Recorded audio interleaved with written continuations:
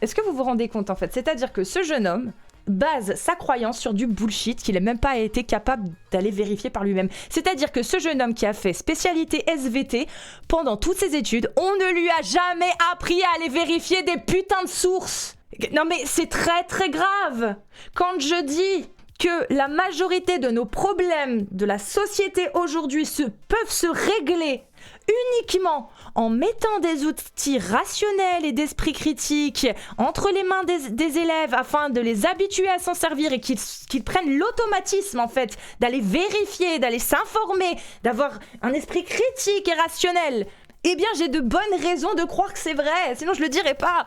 La preuve, ce gars-là, si on lui avait, dès le début, dès la primaire, donné des outils, même maternels, pourquoi pas, donner des outils qui permettent de réfléchir, d'aller vérifier des sources et surtout de ne pas se laisser abuser par des discours fallacieux, par des mensonges, par tout simplement l'argument d'autorité, par exemple, eh bien, je suis sûre qu'il se serait jamais converti. Parce que c'est ça qui l'a convaincu, c'est du bullshit qui l'a convaincu. Notre système d'éducation nationale n'est pas capable de créer des individus capables de raisonner par eux-mêmes. À croire que c'est pas du tout dans leur intention, en fait, de créer des citoyens capables de réfléchir.